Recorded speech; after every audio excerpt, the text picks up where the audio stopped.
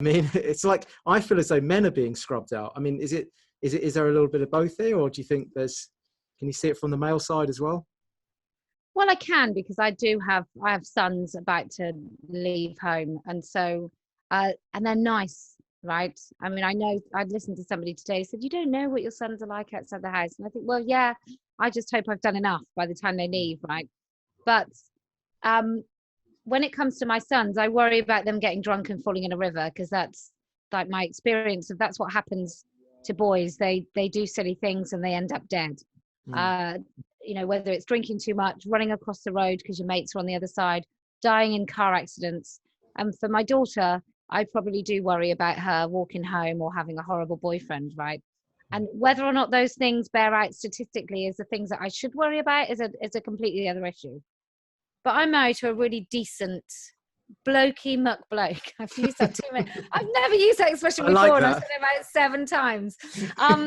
But he's the guy that goes downstairs. If his toxic masculinity and the fact that he's massively built, if there's a loud bang in the middle of the night, he's going down the stairs. If there's something heavy that needs bringing in from the car, he's bringing it in. He doesn't fix anything. I do that. I'm good at fixing stuff. I'm good at fixing our car. Although not since they got proper computer type stuff, but when we were younger, I could sort of fix an engine, and he's a great chef. But there's this thing about toxic masculinity when people talk about it, which I just think isn't that just being a bloke? Like, do we have to call it toxic? Yeah, exactly. Is it toxic, for example, that when I was on that train, there's a guy in front of me who's being really irritating, and I'm doing all those little kind of calculations. How far can I push the okay, thank you, you can leave me alone now. But then I've got all those 3 men who are also going, are you all right? At the other end of the carriage, are they toxic? They're trying to interfere and making sure that doing white knighting or whatever we have to call it, making sure that I'm all right. Is that toxic? Is the builder who worked on my parents' house toxic for intervening when a man was beating up a woman in the street and he got stabbed? Was that toxic masculinity? You know, you can't have... I quite like the idea of a man as a protector of the family, as long as that doesn't mean that he then is the person that decides everything. Why can't we... What's wrong with that? It's worked for a really long time.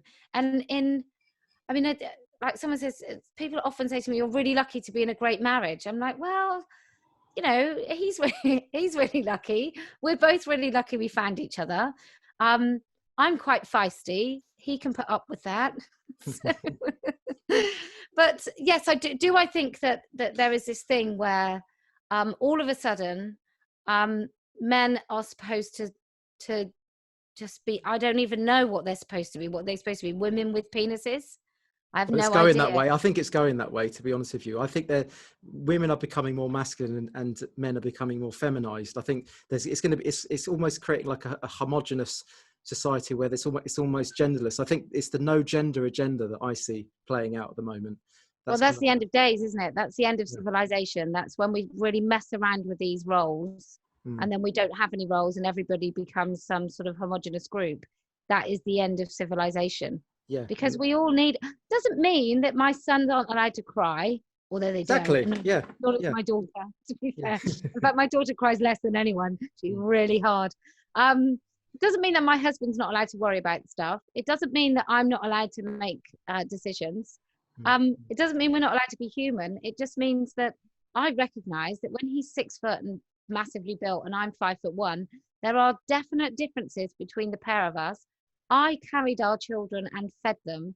He can't do that. There's a reason that women have a certain empathy and recognize empathy amongst each other, and that's because otherwise our babies would die. Yeah. So we're embracing femalism, is a term that you like, and maleism. So let's embrace the binaries, shall we?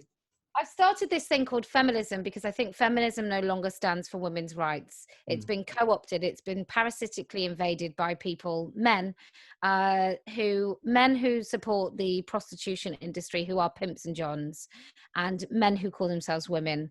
And then other men who just really hate women, who want to pretend that they support men who think they're women. And so it's been massively co-opted and it's been commercialized. There's a comedian called Jade Adams who does this routine about Beyonce and how Beyonce is basically bent over a stool in a high-cut basque in front of the word feminism. And then Jay-Z comes behind fully dressed and basically grinds into the back of her. And she's standing in front of feminism. And you're like, is it though? Is that what we're fought for? I don't think so. But I do think also feminism has become something where women get to an obstacle and just whine about it and get nothing done. And I'd really like to see women sort of proceeding on their own terms, not asking permission. And, you know, if you want to stay home with your kids, stay home. I mean, how do we square the circle where we're not allowed to rely on men? So according to feminism, you're not allowed to rely on a man, not even your husband. You have to have your own money. But then it's okay to pay a woman not very good wages to raise your children while you go out and earn not very good wages. I mean, it's just all the political parties campaigned on the idea of women go back to work when their babies are about 6 months full time. Why don't we campaign for the fact that actually women do a really good job being mothers? We're better mothers than fathers are mothers. And so can't we do that for the first year at least of our children's lives and organise society in a way that women can do that? And if I choose to do that while my husband earns good money, then I should be able to do that. And his toxic masculinity and his hard work can just pay all the bills.